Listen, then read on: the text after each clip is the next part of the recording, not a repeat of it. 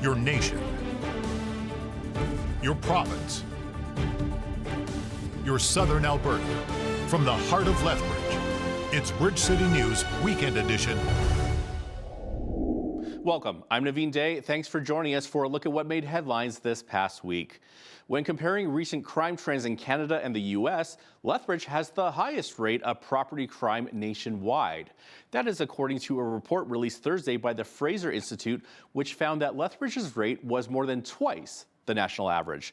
The same day, Lethbridge Police Chief Shaheen Medizadeh told reporters the Fraser report is flawed because it draws from out-of-date information from 2019 to 2022. In 2023, Lethbridge ranked 6th in CSI for violent crime, and we expect a 10% decrease for 2024 from those numbers. And in 2023, Lethbridge ranked 2nd for non-violent crime, which would include property crimes, but we expect a 20% decrease for 2024. So the trending over the since the year 2020 has been on a downward trend, which is what we are dealing with currently. And the report talks about 2019 to 2022. If you're in downtown Lethbridge, you may notice the presence of more police officers. Ryan Derrick, sergeant with the Lethbridge Police Service, says the downtown police unit is adding 6 officers and a sergeant. The unit provides first response to incidents and participates in proactive initiatives to address both criminal activity and social disorder. We've seen a positive impact of some more proactive interactions with the public and targeting specific negative social disorder behaviors like open drug use, some violent events, and we've seen a significant impact on property crimes of thefts that have been stopped in the middle of like a shoplifting event from one of our local businesses, and multiple charges in relation to several theft events too. But keeping in mind, with these extra resources that we have been able to deploy downtown, we have curbed some of that behavior already, especially when it comes to open drug use. When it comes to drug use, like meth and fentanyl are our main drugs here in Lethbridge, and our officers respond to if someone calls in that someone's openly using drugs in a doorway or on a sidewalk, we'll respond when we can.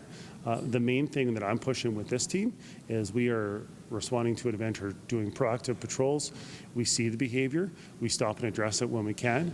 Is to make a downtown safer. Like, I love this downtown, like I've said multiple times, and I want people to be able to walk around and not have to look over their shoulder or feel upset about looking at something that they shouldn't have to see. Right? I mean, it's a reality in our world that we're in right now with the drug use and that's going on. But if I can make those steps to make it a little bit safer for them and for the business owners to work in peace, that's what my goal is. Our transient population, our drug using population is just as important as the regular population for us. Right? If they want to get better, we are able to help them with that initiative and get them into programming. The sergeant says the unit will also focus on combating open drug use and issues that impact downtown. Nearly 60 Bachelor of Criminal Justice students at Lethbridge Polytechnic are participating in research projects with real-life problems. This initiative helps them improve critical research skills and strengthen intentional community connections. Dr. Kristen Fantasier, an instructor at Lethbridge Polytechnic's School of Justice Studies, explains how this research project works. And what they're trying to do is looking at a real-life problem that they potentially could solve or look into through research. Well, I think what differentiates our programs from others is that we actually have them working on a real-life issue or challenge or opportunity in the field, and having a project mentor assigned to them who is in the field and actually has that experience. They can give that insight, that guidance, and maybe even sometimes support or resources into what they're looking into. And it makes it real. It's different than sitting in a classroom or studying journal articles. The issues and the topics they're looking at are something, they're very actionable and current. Perceptions of police legitimacy based off of generations. So I put out a survey for basically anybody to do, and then looked at, categorized them into generations, and I'm looking to see basically if they believe that the police do their job correctly and do their job well. To learn more about the Justice and Human Services Center program, Lethbridge Polytechnic will be holding its winter open house on March 15th. And it was 3 years ago that the Trudeau government invoked the Emergencies Act that shut down the Freedom Convoy in Ottawa and other gatherings across the country. After the break, we hear from one of the Freedom Convoy's co-organizers who reflects back on that moment in Canadian history.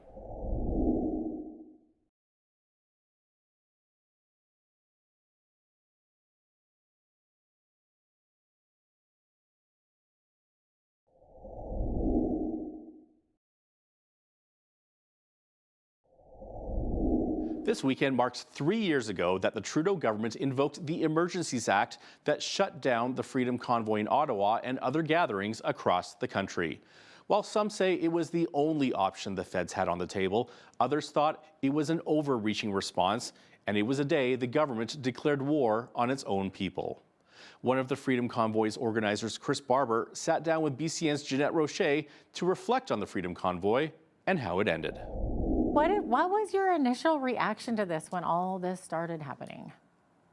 I remember sitting in one of the hotel rooms with the Honourable Brian Peckford when Justin Trudeau announced the invocation of the Emergencies Act, and what a remarkable place to be for such a huge thing happening in Canada, to be sitting with one of the last living signatures of the Charter of the Canadian Charter of Human Rights, and Brian was just beside himself. He was there were so many different options on the table that we could have used at that time, and Trudeau was hell-bent on using any way to break, the Canadian citizen had the audacity to stand up to his government and his mandates. Yeah, and many people found it to be, a very heavy-handed move from the federal government. And then I think it was just days later, I think the 18th of February, that the police showed up in armored vehicles and riot gear, and many people called it a peaceful gathering up until then, but after the police came, suddenly there's rubber bullets and flashbangs and tear gas, and we even saw footage circulating with a woman who got knocked down or trampled by a horse or something. I think it was an RCMP officer that was on the horse. Toronto City Police had their horse brigade there, and the young lady's name was Candace Ciro. She's a Mohawk lady from Ontario who was trampled by one of the police horses. Wow. And I believe it was your fellow organizer, Tom Marazzo, that said at a press conference that they brought the violence. So how accurate is that statement? Well, the protest in Ottawa was one of the most peaceful protests in Canadian history. There was no violence. There was no level of violence. The only violence we've seen was from law enforcement acting under Justin Trudeau's, orders to break up the protest and not listen to Canadians who were trying to voice an opinion against the overreach that was happening throughout COVID. Yeah. What's your opinion about how the government used the emergency powers in this way? All we ever wanted was a conversation. We had enough people there that showed up on Parliament Hill, and there were so many better ways to do that. You watched Justin Trudeau, basically run as soon as the trucks rolled into Ottawa, as soon as the protesters started questioning him. And he stayed hidden throughout that whole time, and he didn't want to meet with us. And he stated that at the POEC held in November of 2022, that he wasn't willing to discuss anything with us because he didn't think that we were legitimate, or our concerns didn't need to be addressed by him and or his government. So there was always a better way than invoking the Emergencies Act. He could have dealt with it a lot more civilly and peacefully. Canada's territorial premiers say it is a critical time for the Arctic. They met Thursday with representatives from Greenland in Washington, where Canadian leaders made their diplomatic push against threatened U.S. tariffs.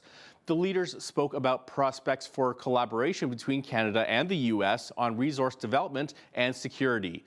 It's becoming increasingly clear from President Donald Trump's repeated comments about the United States somehow absorbing Canada and Greenland that he has an eye on Arctic resources. And this week was the first time in history all 13 premiers were in Washington at the same time. The premiers told business groups and Republican lawmakers that both countries would be hurt in a trade war. Trump has signed executive orders to impose 25% tariffs on all steel and aluminum imports into the United States starting March the 12th. He previously threatened 25% across-the-board tariffs on Canadian and Mexican imports, with a lower 10% levy on Canadian energy. That plan has been delayed until at least March the 4th. I'm so grateful as chair to have such a talented group standing with me right here, and all different perspectives around the country. And every perspective is really concerning their area, but do you know what everyone agrees on? Is protecting Canada as a whole. What success looks like is zero tariffs. We're their largest trading partner, we're their #1 customer, and I'm not too sure if they fully understand the impact on both countries, both sides of the border. Inflation will happen. Interest rates will go up. Plants will be closed on both sides of the border. Manitoba Premier Wap Kinew says the trip was a success, even though the United States does not appear to have changed its plans to impose tariffs. How serious should Canadians be taking the talks of Canada becoming the 51st state? In this interview with BCN's Jeanette Rocher, political reporter Brian Lilley discussed leaked footage of Justin Trudeau saying Trump is serious. So I thought we were kind of over this thing, but it looks like there was allegedly audio that came out last week of Justin Trudeau saying that Donald Trump is serious about making Canada the 51st state. So the claim is that it was a hot mic moment that wasn't supposed to be made public. But Brian, you think Trudeau wanted this audio out there. Why do you think that? Oh, as soon as I heard it on Friday, I said this was leaked on purpose. They didn't cut the mic. So the media was invited into this event in Toronto. It was a bunch of business people. They're calling it the Team Canada event. And they're brainstorming and discussing ways to push back. And the media was allowed in for the first few minutes for Trudeau's opening comments, which sounded a lot like a TED Talk. And then after the media left, well, he started talking and they hadn't cut the mic. I think that he did this on purpose. My podcast this week on Full Comment, I interviewed Joel Pollack from Breitbart just after that news broke. And Joel even thought, yeah, this is probably strategy on Trudeau's part. I mean, it can be political strategy in terms of how he plays it up for the Liberals to try and say, look, nasty Donald Trump's coming for us and we're going to fight against him and we're against him and others aren't. But there's also strategy in terms of how Canada negotiates with the White House over this. So, I think he wanted it out there, and I think it served him politically to have it out there. Interesting. Okay, so you think Trudeau says that, Donald Trump is serious about making Canada the 51st state. So what does Trump, the man himself, have to say about this?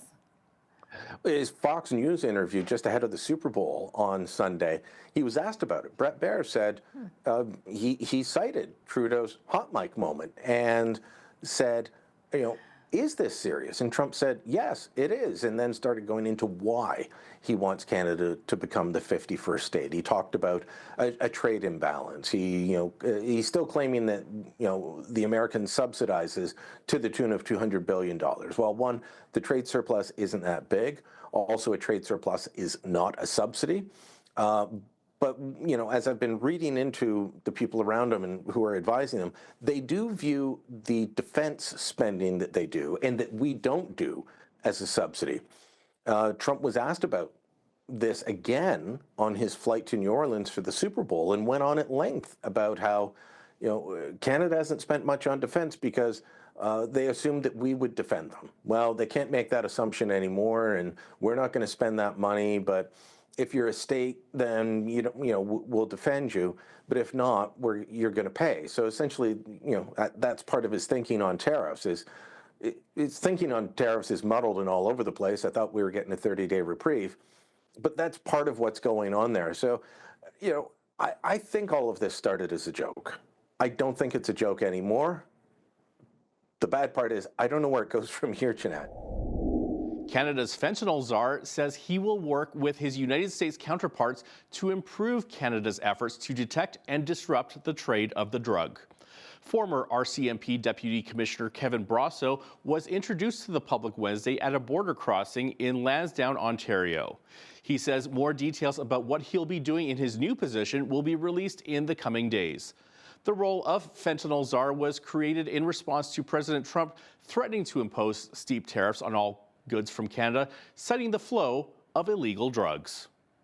I'm hoping to be able to give an intensity to the work being carried out by thousands of men and women in this country and the United States, trying to deal with the real public safety and national security crisis that is fentanyl.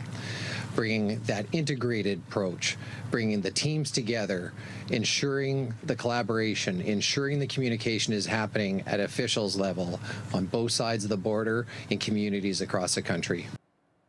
Alberta Premier Danielle Smith, meantime, speaking from Washington, says her team has already been in touch with the fentanyl czar and says it is a step in the right direction for Canada.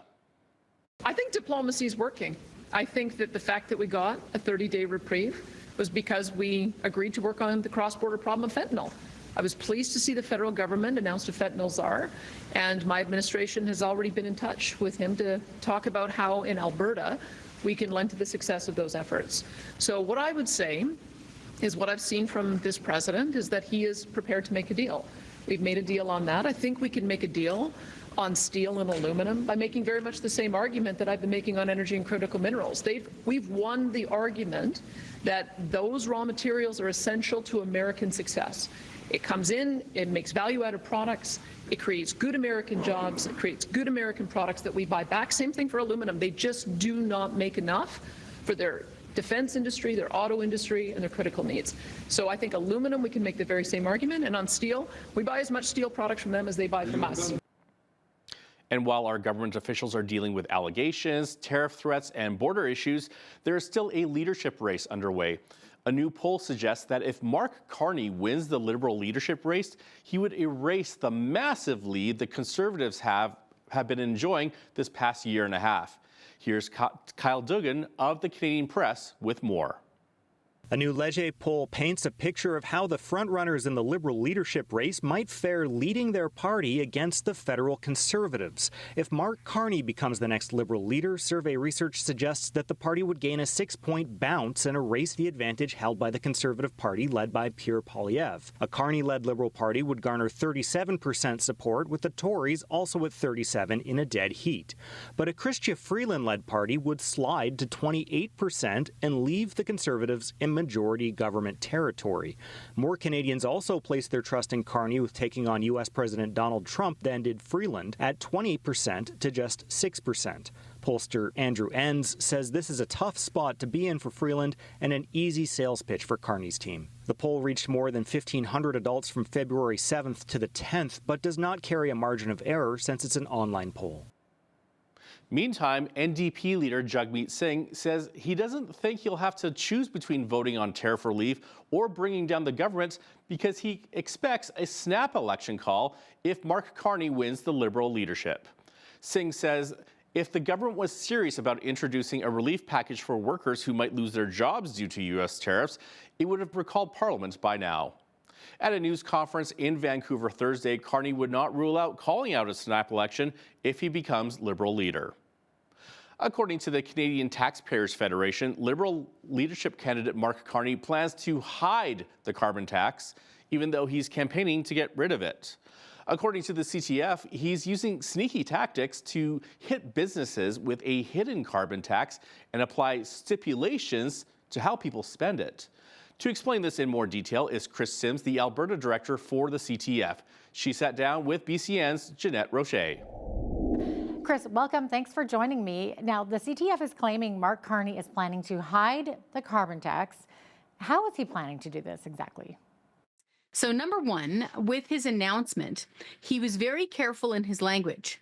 He said that he wants to get rid of the consumer carbon tax. And in particular, he said that the current carbon tax had suffered from a perception problem, meaning that all of us who are getting upset looking at our home heating bills saying, why is my carbon tax $60 a month or $40 a month, whatever it is? That was all just our misperception. It wasn't the fact that we were getting screwed by the carbon tax. That wasn't the problem. It was all misperception. So Carney himself has said that he wants to make big polluters pay and get rid of the front-facing consumer carbon tax. The issue here is that in his mind, a big polluter is a producer of natural gas, which we use to heat our homes. A big polluter is a fuel refinery that is creating gasoline and diesel at the pumps. Those companies will not eat the cost of the carbon tax and make it go away. Those costs will be passed down to you and me. So we will still be paying the consumer carbon tax. We just won't see it because he's hiding it. And Chris, the CTF is also saying that Carney is making it so that people can't just get the cash back to pay bills or buy groceries. It has to be spent in certain ways. So what's the plan here? As it stands right now, some people get some cash back on the current carbon tax. Carney has stated himself he will get rid of those cash rebates and replace it with a plan where you earn, for lack of a better term, green points or Carney points, like we don't know what they're called. You have to save up these green points, and then you can use those green points to purchase government-approved machines, like a heat pump or a solar scooter or a washer dryer or a furnace. The issue here is that even though it's not enough money and even though not everybody gets them, at least some folks were getting some of their money back and it was cash and they could choose what to do with it. But a lot of central planner types in government, of which Carney is one, they get upset with that kind of cashy freedom. And they then want to control what you're doing with those purchases. So he says that he's going to replace the cash rebates with this point system. How much it's going to cost or how long it'll take you to build up points, we don't know. Thanks so much, Chris. That was Chris Sims, Alberta Director of the Canadian Taxpayers Federation.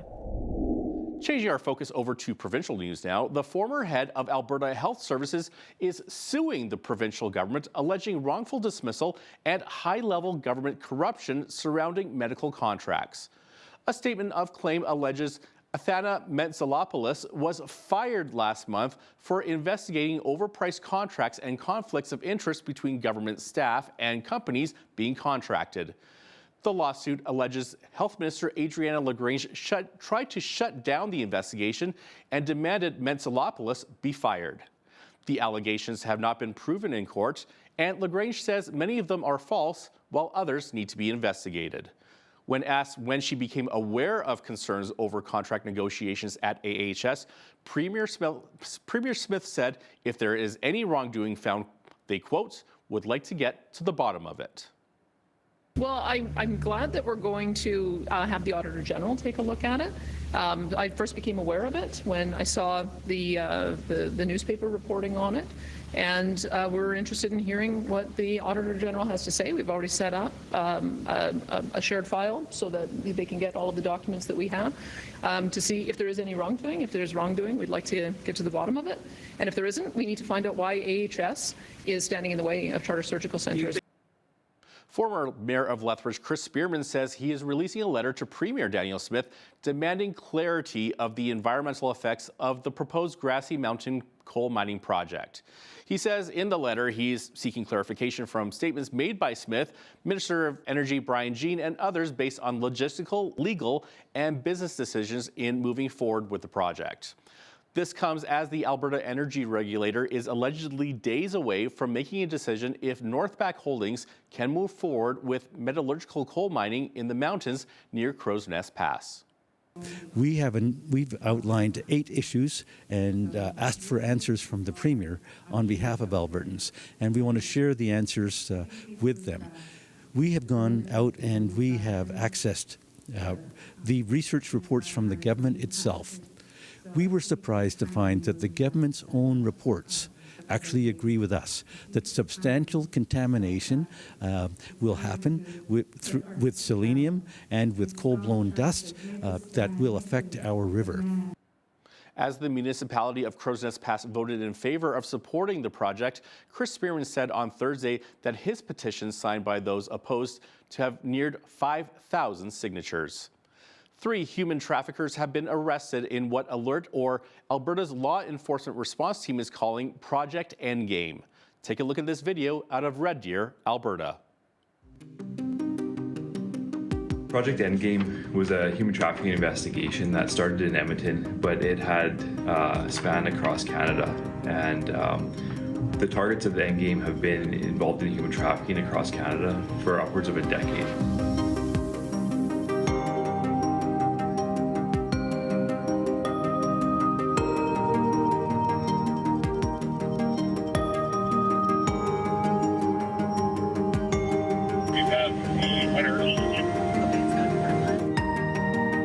Proactively targeted these individuals because we knew their involvement and we knew that the violence that they bring to this type of crime across the country, we knew that we had to do something to stop this from happening. There were very significant charges that these 3 individuals are facing. The investigation showed us that these targets are very violent.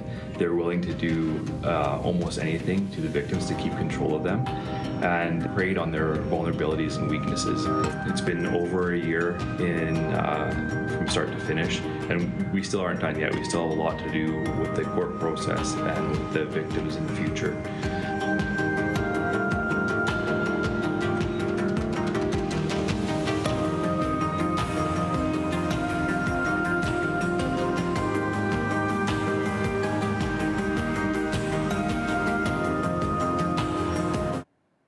Over 400 education support workers west of Edmonton are expected to go on strike Tuesday after issuing a 72-hour strike notice on Friday.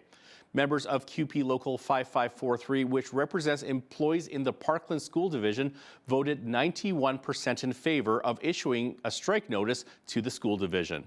According to the union, a work-to-rule action will begin on February 18th, which means that members are asked to not work beyond the hours they are paid for and not participate in any volunteer activities at their job. Around 2,000 other school support workers within 4 other school divisions have taken strike votes, but have not served a notice to strike at the time of this recording. So, what are the greatest needs by a man and a woman in a relationship? Companionship? Security? How about intimacy? Marriage coach Brent Taylor says he has some thoughts on the subject. He shares them in just a moment with BCN's Jeanette Rocher. And if you're watching us online, that full interview is available on our YouTube channel.